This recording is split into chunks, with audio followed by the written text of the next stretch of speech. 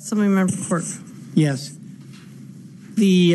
What's a fee for a local government? Does that include things like changes in the water bills, sewer fees, et cetera? Would that include those? My colleague Carolyn Chu can speak to that. Okay. Carolyn Chu, LAO. So the measure,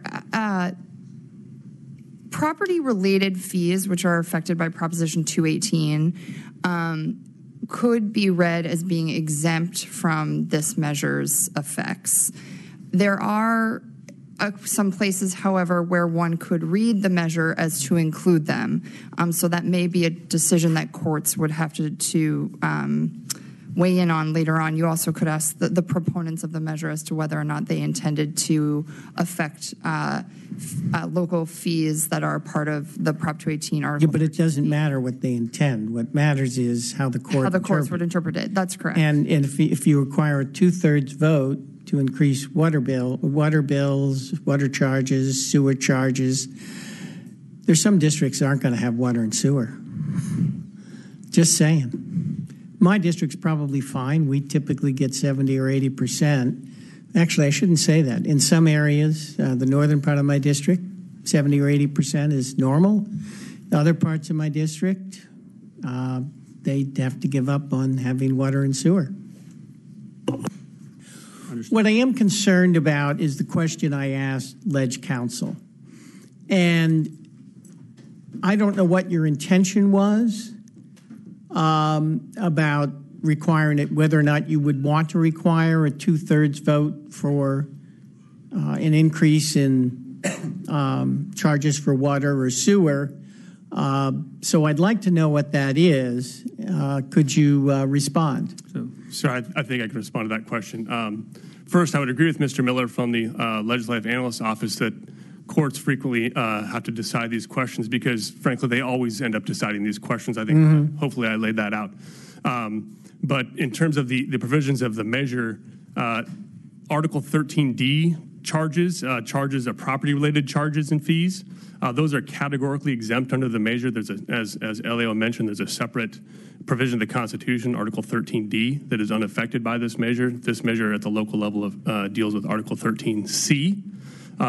Even under the hypothetical scenario where they would be covered by Article 13C, where this measure lives, and they're not, there is existing exemptions from the definition of tax for services and products that have been in the Constitution since 2010. That exclusion from the definition of tax for services and products is continued on in this measure. So any service like water service, sewer service, even under the most extreme, interpretation of the measure, those would still be exempt. So there's really no scenario where property-related charges could be covered by the measure and be turned into a tax. Okay, so that's what you're saying, and that's fine, and I'm very glad that that's your opinion. I am concerned that others read it differently, and if you could take advantage of this process to just make that a little bit more clear, and I believe you are able to do that through this process, find out why there are questions and make that more clear, I'd really appreciate it. Sure. I think there's always questions when it comes to constitutional initiatives, and the intent of the measure is not to cover Article 13 fees and charges. Will you agree to talk to the LAO and others who have this concern and see if there is a way that we can absolutely be sure that won't happen? So, Mr. Quirk, we have had discussions. We will follow up. We'll have more discussions. So, yes, sir. Okay, thank you. That's all I can ask. We just are going to agree to disagree. Understood, and we appreciate it. Thank you. All right. Any other questions? I have a few. So what is your intention in specifying that only the actual cost can be imposed for a charge or a fee? And how are locals going to be able to prove the actual cost? Go ahead. Madam Chair, thank you. The That's a change in the law from Prop 26, which required reasonable costs. The standard there was it only had to be the standard to determine if it's a reasonable cost. It had to be a preponderance of the evidence to demonstrate that it was reasonable. That standard really provided no standard at all. It was sort of in the eyes of the beholder. There has always been a requirement for government to show their work. Before it was a reasonable cost. Now they're just going to have to show actual costs. So the government has the information on what they put into a programmatic charge. That's what they're going to have to show under the initiative. What if the actual cost is determined incorrectly? I'm sorry, if the actual cost is determined incorrectly, well, that would depend on what would happen. Is that the question?